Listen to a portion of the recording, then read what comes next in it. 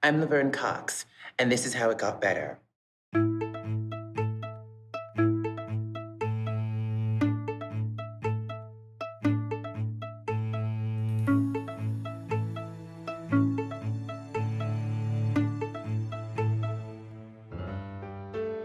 I was born and raised in a city called Mobile, Alabama, and I was born to a single mother, and I was born 7 minutes before my identical twin brother. Growing up in Alabama was challenging for me, I think partly because our family, we were really poor.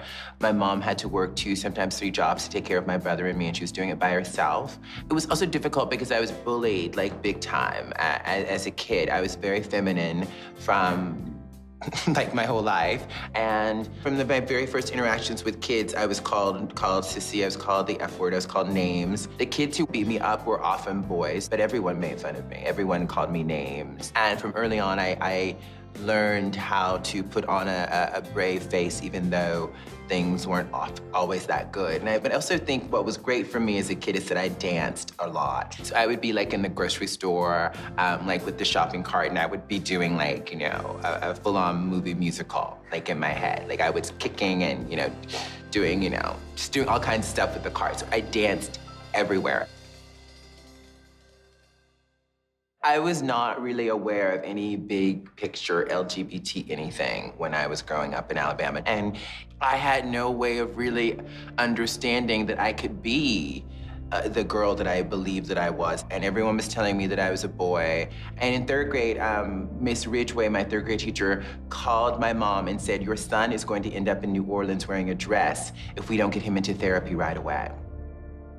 My mom said, "You shouldn't act like this." She didn't want people to think she was a bad mother, I think.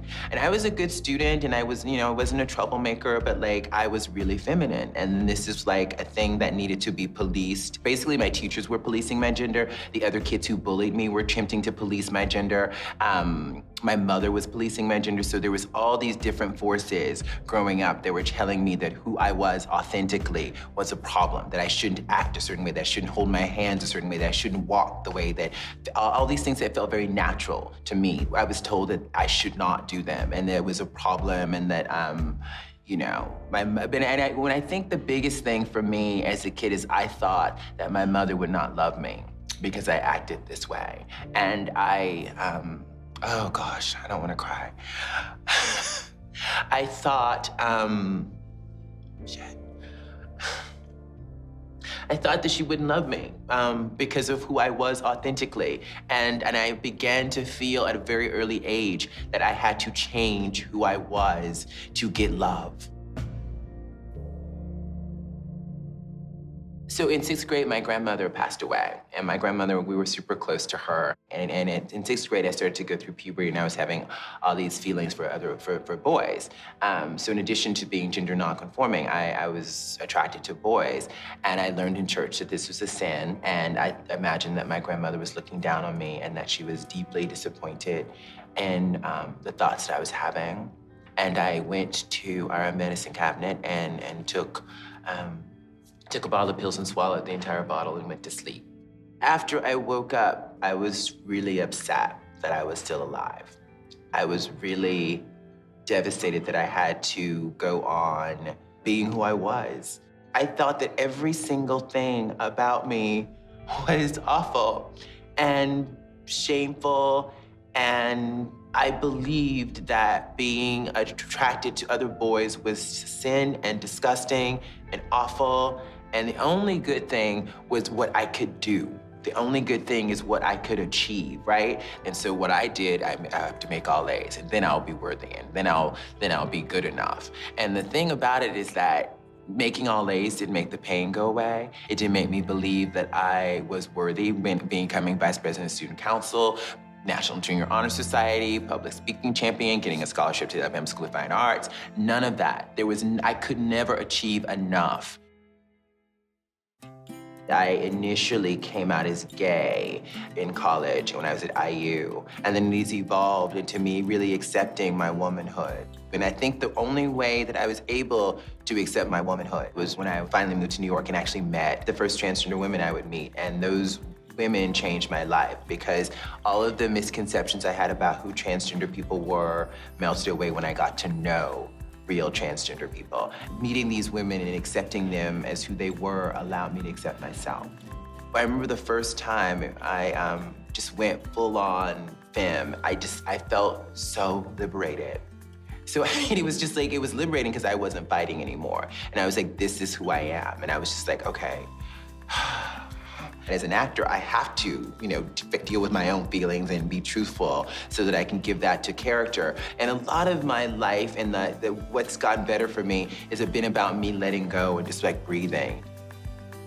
For me, it was really important to be on my own and away from my mother, to be able to say, this is who I am, take it or leave it, And I'm really lucky that my mother took me, that my mother took me as who I am. And it was hard, it was really hard for her to accept me as her daughter,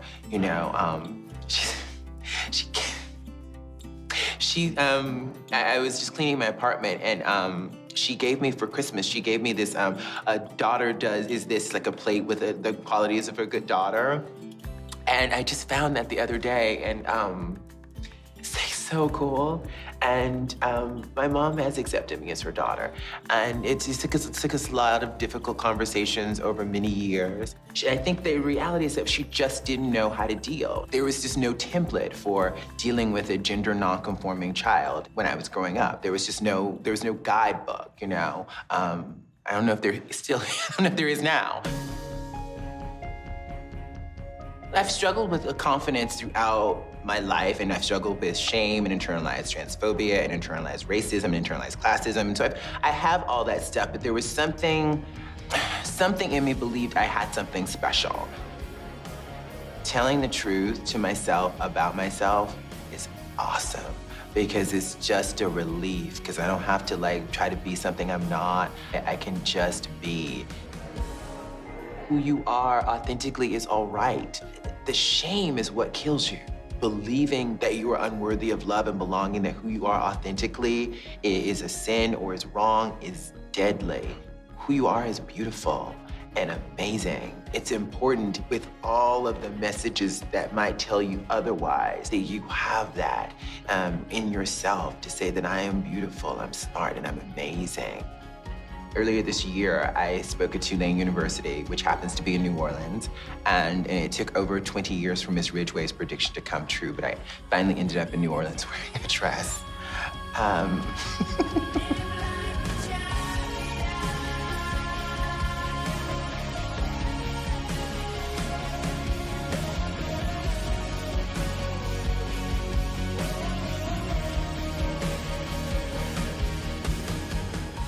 I like glamour and I like feeling pretty, but what's been great in terms of my evolution is that I feel pretty without all of this stuff. But when I found out that I was gonna be on the same red carpet as Jennifer Lopez, I was like, okay, I should step up my game a little bit. So hopefully we're getting there.